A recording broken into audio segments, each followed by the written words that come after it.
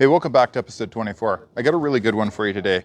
My good friend and brother just recently got promoted and I wanted to send him a gift, a good personal gift. This is a Canada Forces medic logo and I did it through the lostfoam casting process and then it's two-part epoxy. Let's jump into it and I'll show you how I made it.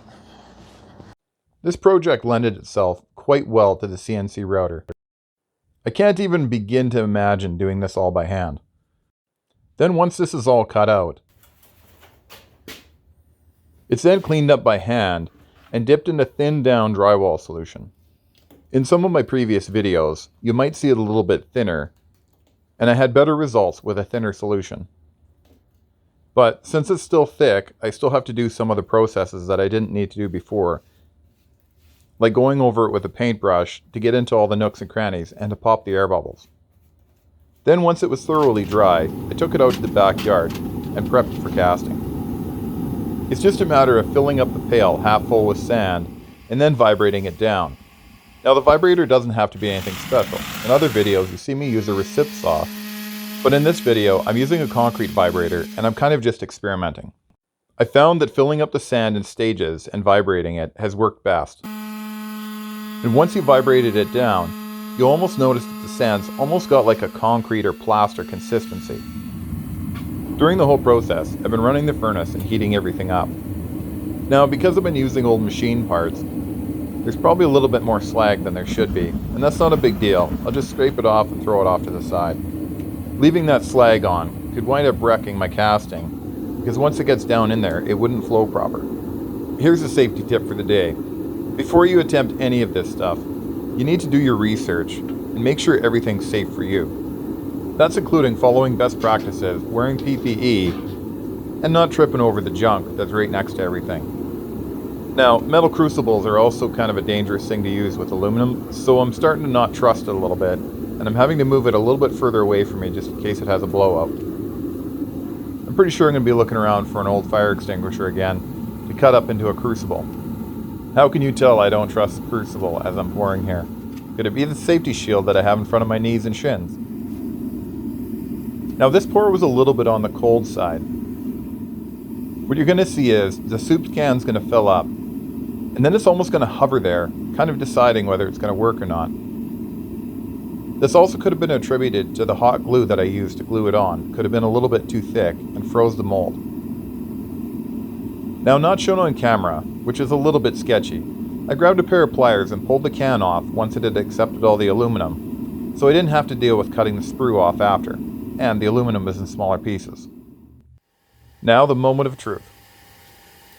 It never ceases to amaze me every time I take the casting out. I think this is my 10th lost foam casting I've ever done. And every single time it's like Christmas. You never know if it's going to work or how well. What do you know? It worked out this time. Now all I got to do is take it into the shop and clean it up.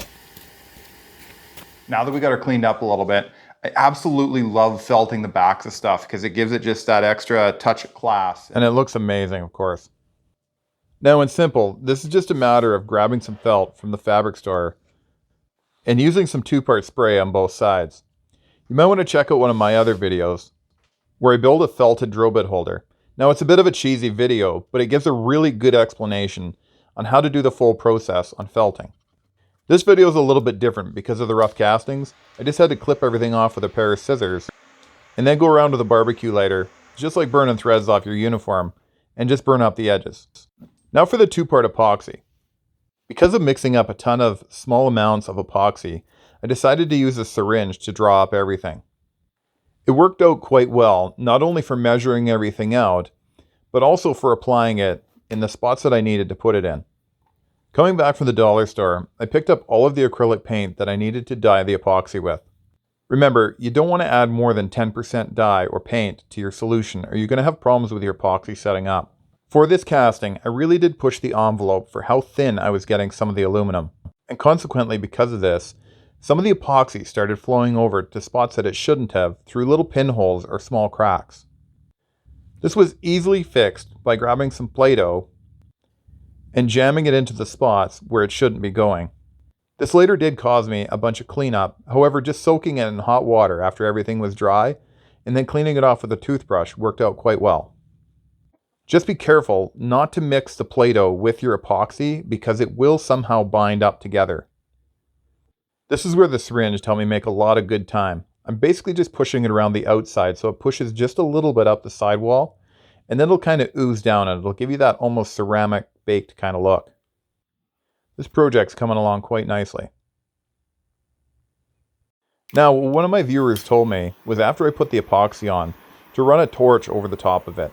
And man, does this ever make a big difference. You can actually see the little tiny bubbles popping as I run the torch over top of it. This gave me an amazing finished product that had a nice glaze to it. Now it's just a matter of mixing up the gold fleck and putting it in, and we're off to the races. Hey, if you like this video, hit the like or subscribe button. It helps me out and encourages me to make more videos much like this one. And a special shout out to my brother, who's made a career and a lifestyle for helping people wherever they need help.